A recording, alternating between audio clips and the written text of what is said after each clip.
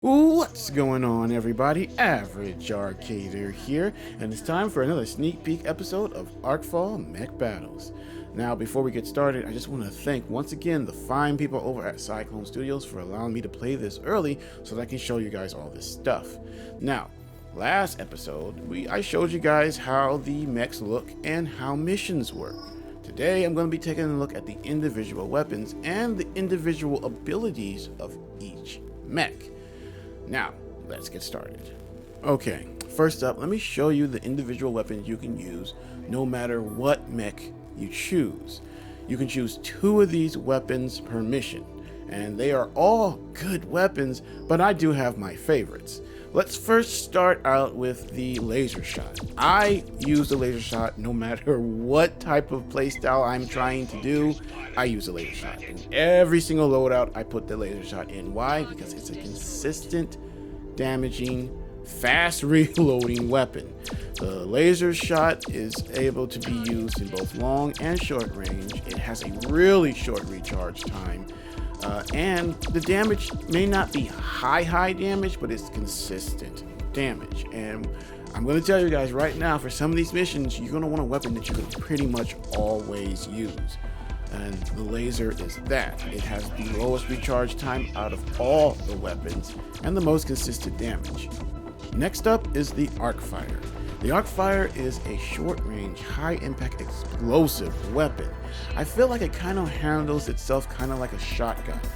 Now, at first, it's a little bit tricky to aim because it has a very big arch. That's why it's a short-range weapon. But once you get that down, you have a very hard-hitting weapon that you can do a good amount of damage with.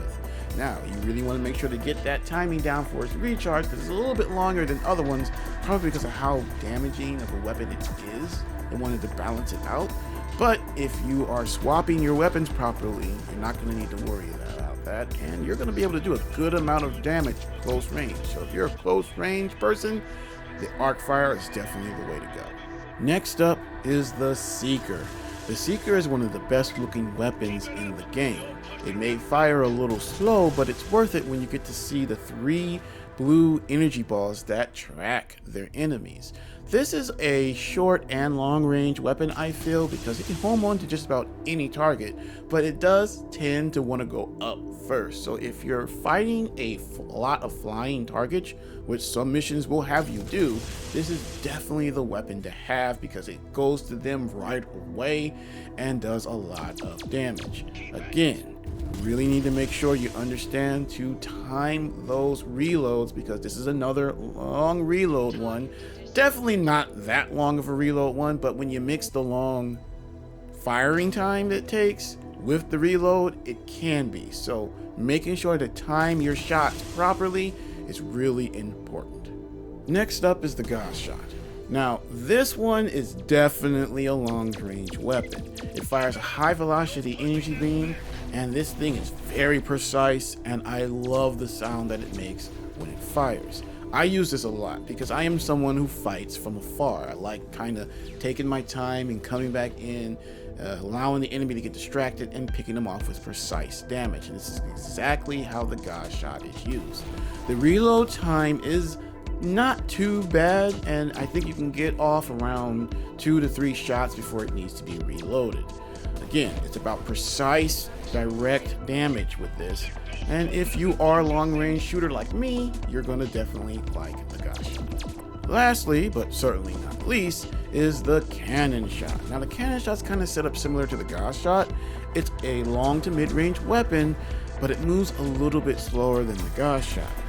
To make up for this being slower, it does more damage because it's a high explosive energy blast. Again, you fire around 3 of these, and it does do a good amount of damage, but because it's slower than the Gauss shot, it can give room for enemies to dodge it, So if an enemy's moving, you have to kind of make sure you're kind of guiding it in front of them, make sure they hit it, unless you're a little bit closer where you won't need to worry about it.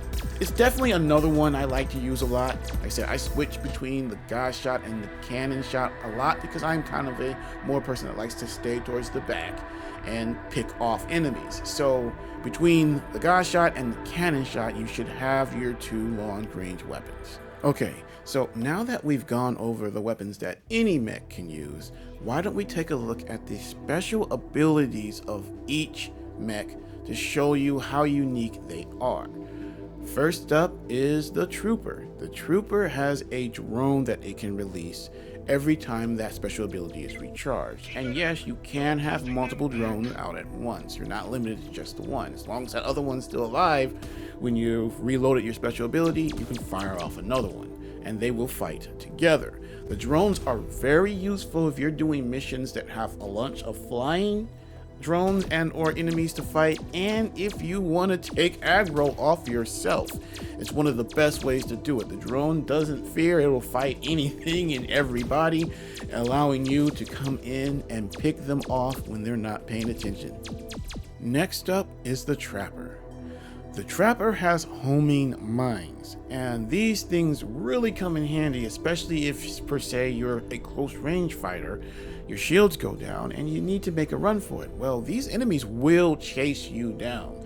They won't just let you walk away. So throwing down these homing mines as you're making your escape is perfect for slowing them down or finishing them off, because they do a good amount of damage. And yes, you can have multiple out on the field. As long as you recharge, you can throw more out and they will stay there as long as you're in the area. So it's a very good defensive weapon, especially if you're someone who gets themselves in trouble a lot and needs something to help them escape. Next is the Scout. The Scout is equipped with a bubble shield. This will protect you from pretty much all damage while it's up. The thing is, it doesn't stop enemies from coming in. Once they're in it, they can fight you. So this is definitely something I like to use when I'm mid to long range and say I'm taking a bunch of hits and I need time for my shield to recharge, but I can't make a run for it. This is perfect. Throw that shield up around you and your allies, and you all have time to breathe and reload or recharge your shields. Definitely another big, strong defensive weapon, perfect for those times, and there are going to be those times that maybe you're caught off guard. An enemy can sneak up on you, and next thing you know, your shields are gone. This is a perfect way for you to be able to recover from that with this shield. Lastly, we have the Titan. The Titan is equipped with a shockwave weapon, and this weapon is very strong. Now it takes time to charge, a lot of time to charge, because it does such a good amount of damage. In fact, most smaller enemies, it will take out in one shot. So if you have a group of those little buggers following you around, you can take them all out with one shot. And even the bigger enemies, it can take a significant chunk out of their health. So it's definitely a good standby weapon that if you have someone chasing you down or you're surrounded and you want to get a good amount of damage out there, you definitely want to keep that shockwave in mind. I do like using it, although I do tend to lean towards the Trooper for the mech I like to use because I do love that drone. But this Titan is another one that I will fall back on strictly because it is fun to use that shockwave. Alright guys, that's going to be it for this video, but don't worry, I have at least one more video coming out about this game. Well, one more sneak peek video anyway. Once the game does come out, I'm going to have let's plays, reviews, and so much more planned. So don't worry, I'm going to be fully covering Arkfall mech battles when it comes out in any way I can. I'm very excited for it. It's truly an amazing game.